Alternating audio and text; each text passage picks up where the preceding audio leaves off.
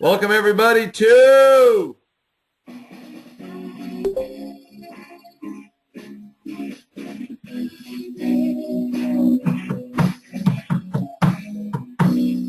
dun, dun, dun, dun. Good morning everybody and welcome to Option Pin. I'm Andrew Giovinazzi, Chief Operating Officer. This is the morning volatility report on February 13th, 2015. Actually, we should call it now the lack of volatility report.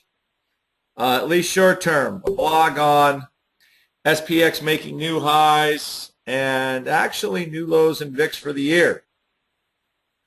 Now, normally, this leads us to some higher levels. And we'll be looking at that in the chat, I think, today. I think that type of trade is going to make some sense. In the meantime, if you're not doing anything on February 28th at 9:30 a.m., which is a Saturday, for 3 hours, you can take our course on generating income from option trading. Okay? It is not going to be a put selling course. Okay? More flies, iron condors, and ways to generate some dollars from positive theta. All right? All option pick clients that are live and above get it for free. So anybody that live, gold, platinum, pro, all free. Okay? Trying to deliver more goodies to the people that are with us. And trying to attract new people as well. All righty. Let's move on to what I think is going on today. And let's make it simple. Where is this guy? I want this one. My friends at Old Live Vol. Apple made a run over 127. Again, I would not be in the way of that name at all.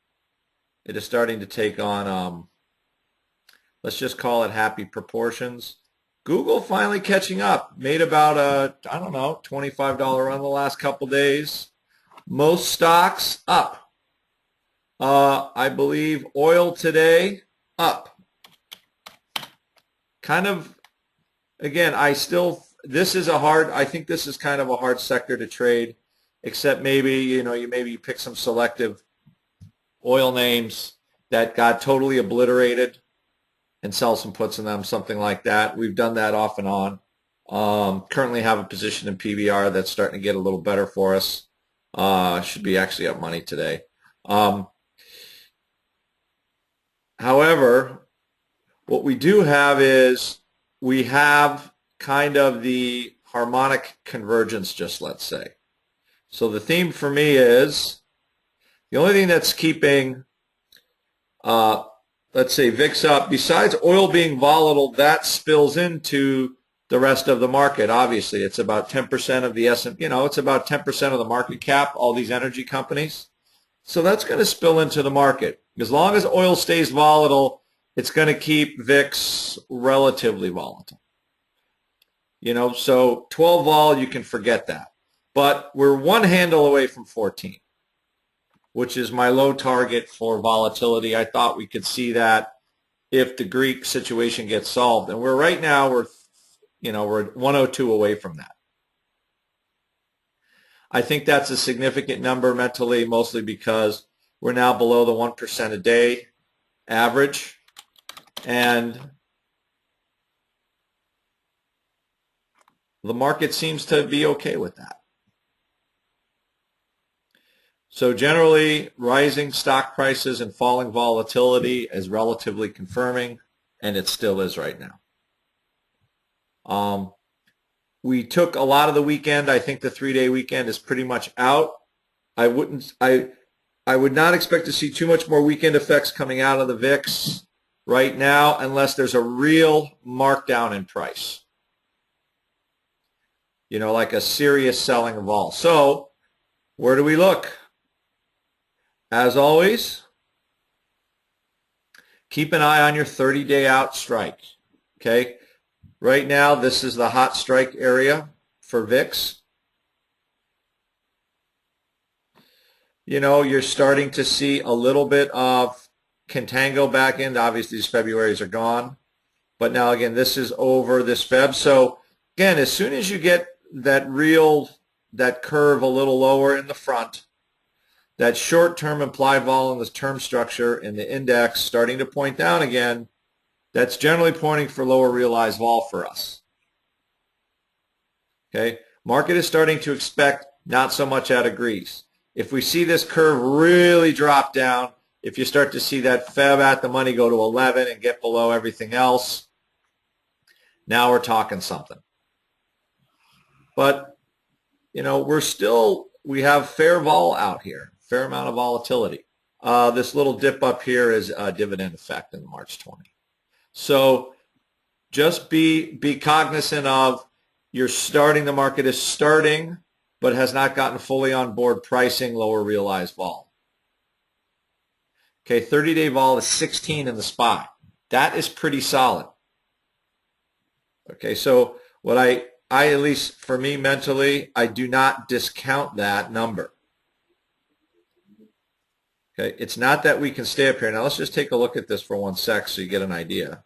Okay, this vol, okay, or right this level was just about right the residual level after this drop in October. So what I'm trying to give you a sense of, for a volatile period, remember we had that total meltdown from Ebola, and we're just coming off a realized vol currently at about that level, even though stocks didn't go anywhere really. And now they're starting to go somewhere with that higher realized vol. So I think we could start to see some new highs if we get, right, if that you have that kind of, we're going to clear the deck sort of news. The Greek thing gets better. Good, decent data out of Europe. If Europe can grow on all when they're trying to cut back spending, that's a positive. And, you know, we could see a decent move up. So upside flies and things like that will look okay. That's what I want to look at today. Okay, with the expectation we could see maybe another point in VIX down. I would not look for too much more than that, but that's kind of where I'm thinking. Alrighty, I think that's what we got. And since earnings season's basically over, we still have some stuff coming out, but you know, it was okay, not great. Some names like Apple did well. Intel had decent earnings, but they still hit the stock. Some of the bigger cap names. Again, we were discussing it Option Insider Radio on the option block yesterday. The NDX is about to hit 5,000. It's not very far away. Not very far away at all. And the multiples on the stocks are literally fractions less than they were in 2000. Okay, Microsoft was like a 50 PE in 2000, and right now it's 16 or 15. So again, you got different factors going in, which is why I think we got a little higher realized vol, decent news, pushes higher. Okay, because the market is still moving around. All right, with that, everybody, I will see you in the chat shortly. All right, guys.